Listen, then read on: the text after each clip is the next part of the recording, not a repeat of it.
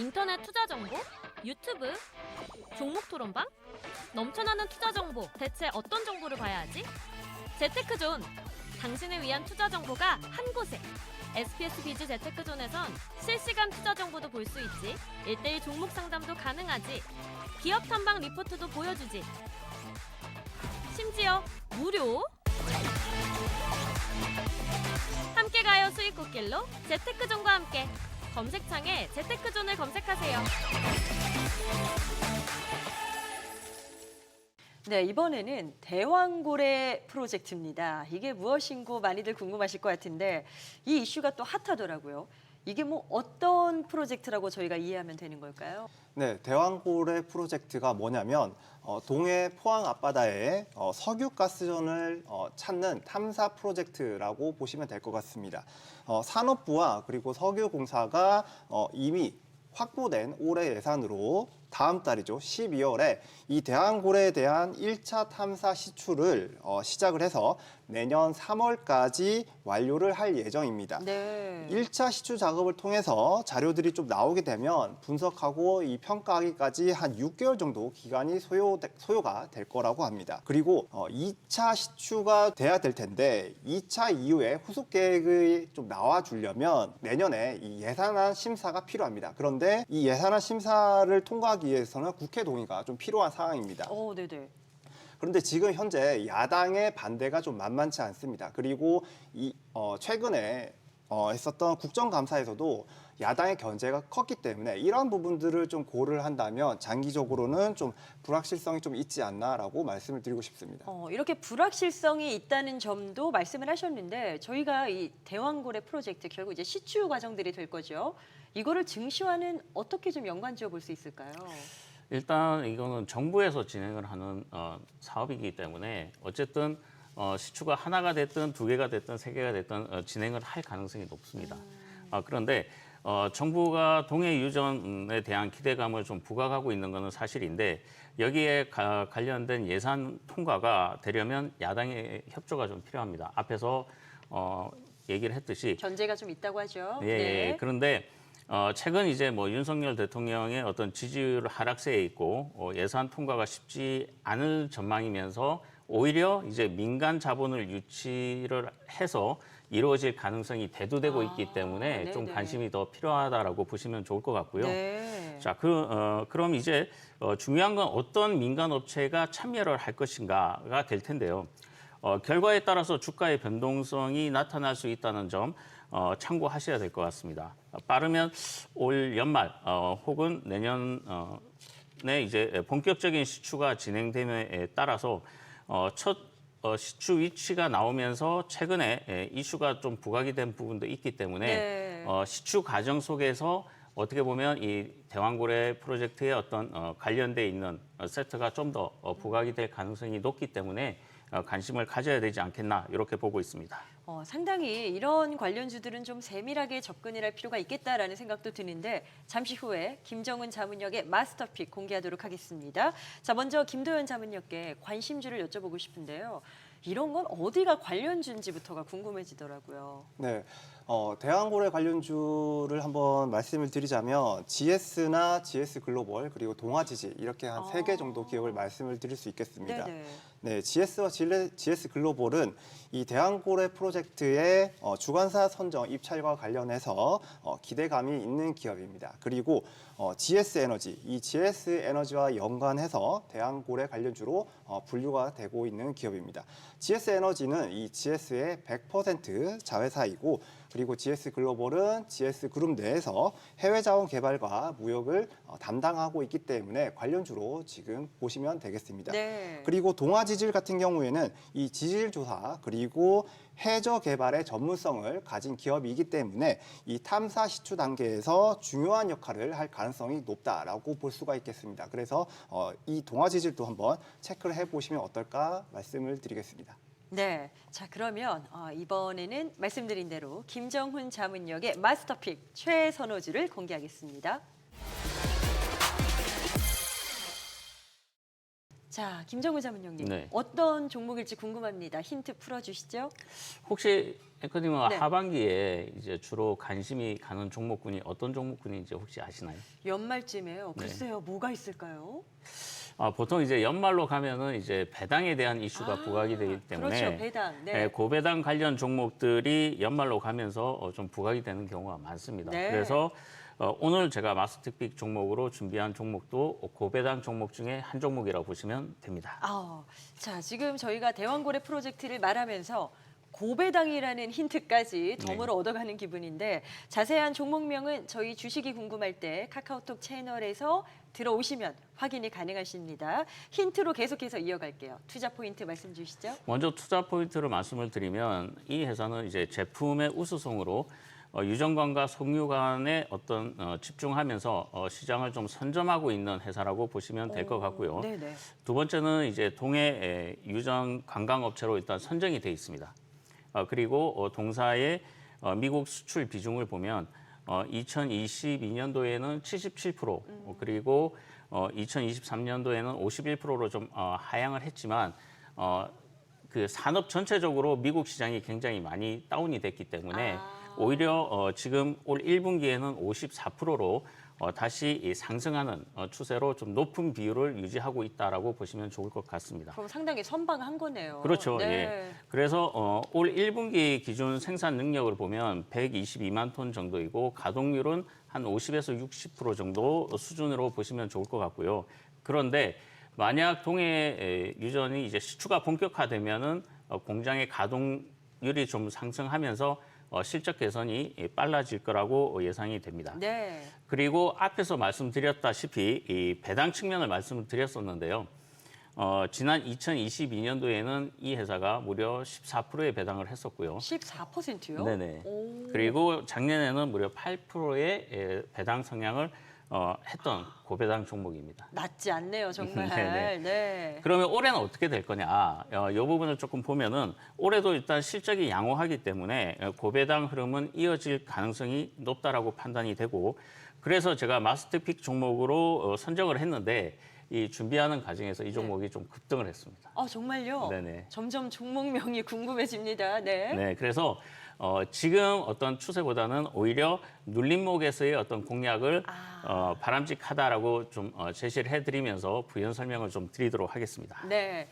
정말 그 사이 또 올랐네요. 그래서 네. 급등을 했기 때문에 너무 또 올라갈 때 추격하는 것보단 약간 이제 좀 숨고르기를 할 때 그때 네네. 들어가는 걸 말씀을 주셨습니다.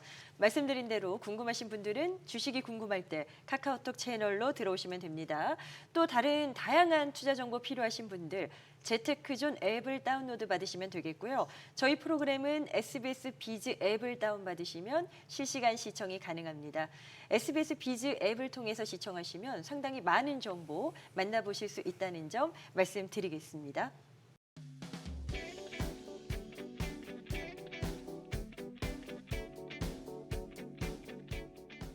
네, 계속해서 시청자분들의 종목 상담, 종목 진단이 이어집니다. 개인 투자자분들의 갈증을 해소할 수 있는 시간이죠. 이 많은 질문 중에 하나가요. 왜 내가 산 것만 안 올라가냐? 다른 종목 다 올라가는데 내 것만 안 올라간다 하시는 분들이 계세요. LS 일렉트릭을 그런 맥락에서 한번 좀 들여다볼까 합니다. 16만 원에 매수하셨고요. 매수한 날부터 계속 떨어지기 때문에 이제 앞으로의 전망은 어떤 건지 궁금하다라고 글을 올려주셨거든요. 하나오션도 3만 1,000원에 매수하셨는데 역시 하락 중입니다. 김정은 자문위원님, 네. 이렇게 보유한 종목 떨어지면 너무 답답하고 속상하실 것 같아요, 정말. 네, 그렇죠. 네. 많이 속상할 거라고 보는데 일단 LS 일렉트로닉 같은 경우에 최근에 좀 반등이 나오고 있습니다. 아마 그래서 손실이 조금 커버가 되신 거로 제가 알고 있고. 다행입니다. 네네. 네. 그래서 어쨌든 보유 의견으로 제시를 해드리도록 하겠습니다. 왜냐하면 3분기 매출액이 컨센서스에 이제 부합은 했지만 영업이익이 컨센서스를 이제 대비해서 좀 하향하면서 주가에 일시적인 조정이 나왔습니다. 2025년 미국 유통망 계약이 진행되고 있기 때문에 배전 전력기기는 대리점을 통해서 이제 유통이 되는데 LS 일렉트릭 역시 대리점을 통해서 미국 시장에 대한 진출이 계획되어 있기 때문에 2025년 상반기에 계약이 체결이 완료되면은 2025년도 실적이 그만큼 또 증가될 가능성이 높기 때문에 오. 보유로 제시를 해드리도록 하겠습니다. 미국 유통망 쪽 기대가 있으신 거고요. 네네. 네. 다만 지금 이제 단기 저점이 이제 12만 6,200원까지는 좀 보유를 제시해 드리는데요. 최근 조정 시 외국인들 수급이 들어오고 있는 그런 모습을 좀 보이고 있습니다. 그래서 1차 가격 지지대인 13만 원대를 좀 지지를 선으로 잡아드리고요. 13만 원이 지지가 확인이 되면 조금 추가 매수 후에 평단을 낮추셔서 60일 이동 평균선 회복 시 단계적인 비중을 줄여가는 이러한 전략을 제시해 드리도록 하겠습니다. 네. 자, 다음 종목이 지금 3만 1,000원에 매수하셨다고 하셨던 하나오션을 또 봐야 됩니다. 하나오션 같은 경우는 팔까요? 보유할까요? 이것도 하락세라 고민이시거든요. 하나오션 같은 경우에는 어쨌든 조선주기 때문에 좀 보유 의견을 제시해 드리고 싶습니다. 더 가져가자. 네네. 네. 우선 하나오션에 대해서 좀 말씀을 드리면은 그 이제 대우조선해양이 하나에 인수되면서 하나오션으로 사명을 좀 바꾼 이러한 종목인데요. 2024년 3분기 영업이익이 흑자로 전환되면서 시장에서 조금 수익성에 대한 의구심이 있었는데 이 부분이 좀 확인됐다는 점이 좀 긍정적이고 네. 향후 이제 중장기 수익성은 조금 다소 하락할 수가 있습니다. 왜냐하면 원달러 환율의 변동성이 나타나면 거기에 따라서 좀 달라질 수가 있기 때문인데요. 다만 이제 2024년 연간 80억 달러 규모의 수주를 확보하고 있다는 점, 그리고 향후 수익성이 개선되면서 주가의 변동성이 나타날 수 있다는 점에서 일단 보유로 제시를 해드리는데요. 네. 최근에 이제 조금 뉴스를 살펴보면 이제 10조 호주 호위함 수준에서 탈락했다는 소식이 좀 있습니다. 이 부분은 좀 단기 악재로 작용할 수도 있지만 이 부분을 조금 상쇄할 수 있는 부분이 이제 트럼프 후보가 당선되면서 미국의 조선 산업을 조금 회복하겠다 이러한 부분들로 이제 우리나라 조선업의 SOS를 좀 취했다는 점. 네. 그리고 캐나다 잠수함 관련 이슈가 있는 만큼 주가의 변동성이 최근에 좀 많이 남았습니다. 그래서 조금 보유를 하시면서 대응하시는 전략이 좀 필요해 보이는데요. 하나오션 같은 경우에는 일단 25,000원 지지 확인이 조금 필요해 보입니다. 25,000원. 예, 네. 지금하고 좀 가격 차이가 있을 겁니다. 왜냐하면 최근에 어떤 주가의 변동성들이 조금 나왔던 부분들은 뭐 파업이나 이러한 부분들이 있었기 때문에 조정이 나왔고, 만약 이제 25,000원 선 지지가 된다 그러면은 아마 평단이 좀 높다 그러면 추매를 조금 하시면 좋을 것 같고, 네네. 추가적으로 이제 매도가는 이제 35,000원을 제시해 드리는데 최근에 이제 주가가 한 38,000원 선까지 올라왔기 때문에 이후의 변동성에 대해서는 이제 단계적으로 조금 수익을 실현하시는 쪽으로 대응하시는 전략이 필요해 보입니다. 네. 한화오션 지금 산재해 있는 이슈들까지 두루 점검 도와드렸습니다. 도움 되셨길 바라고요. 다음은 손실이 큰 종목이 또 하나 올라와서요. 보니까 레이저셀입니다. 이분은 60%가 손실 중이시래요. 지금 어떻게 할지, 매도를 해야 될지 결정을 저희가 도와드려야 될 것 같은데 이번 종목은 김도현 자문위원님께 좀 여쭤볼게요. 이 레이저셀은 저는 이번에는 매도를 하시는 게 어떨까라고 말씀을 드리겠습니다. 정리를 하자. 네. 네. 이 레이저셀이 2021년부터 지금 적자를 좀 기록 중인 기업입니다. 그래서 좀 앞으로 이 재무상 등을 좀 체크를 해야 되지 않을까라고 좀 정리를 할 수 있겠고, 저는 리스크 차원에서 그냥 정리하자라고 말씀을 드리겠습니다. 네. 지금 60%나 하락한 상태이기 때문에 저는 좀 상심이 좀 크실 거라고 생각되는데, 그럼요. 사실 지금 다른 기업들도 국내 증시가 안 좋아서 많이 떨어져 있습니다. 그래서 이번에 이 저평가된 기업들이 많기 때문에 이런 기업들을 좀 잘 분석해서 잡아가신다면은 저는 빨리 손실을 회복할 수 있지 않을까라고 생각을 하고 있습니다. 일단은 매도 쪽으로 그래서 의견을 주셨고요. 참고되셨길 바랍니다. 자, 다음은 DB 하이텍 보도록 하겠습니다. 43,000원에 매수하셨고요. 지금 보니까 10% 들고 계시는데, 자, 조언을 정중히 부탁드립니다 하셨어요. 매도할까요? 보유할까요?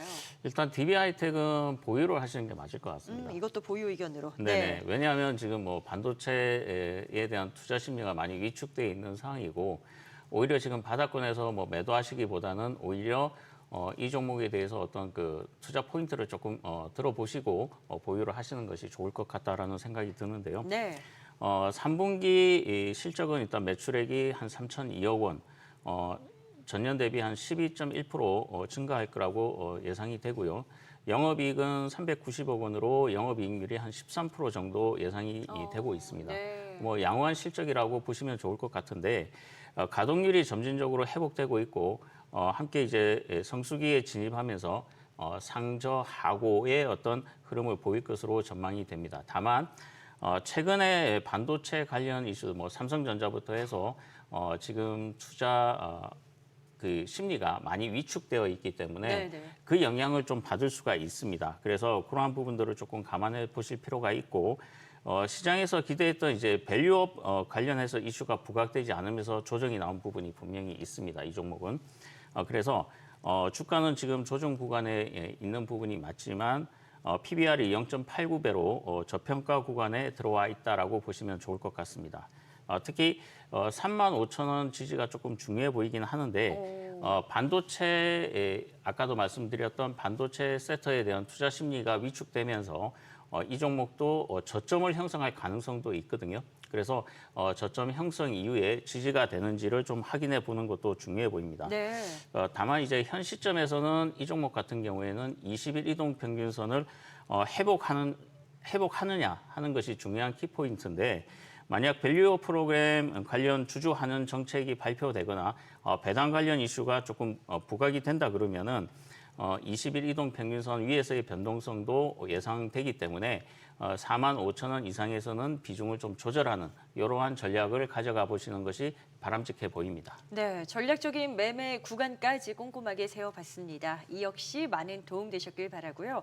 항상 말씀드리고 있습니다. 모든 투자의 최종 판단은 투자자 본인에게 있으니 항상 현명한 투자하시길 바라겠고요. 종목에 대한 문의사항 있다. 이러신 분들은 카카오톡 채널 주식이 궁금할 때 들어오셔서 상담 내용 남겨주시길 바랍니다.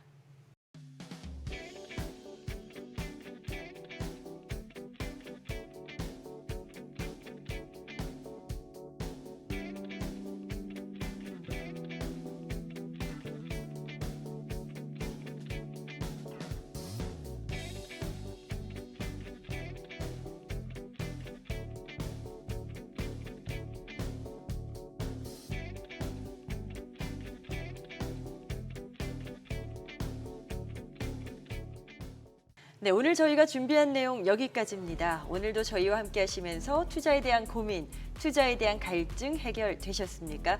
저희는 다음 이 시간에도 지금 가장 궁금한 이슈 그리고 지금 가장 궁금한 종목으로 돌아오도록 하겠습니다. 시청해 주셔서 고맙습니다.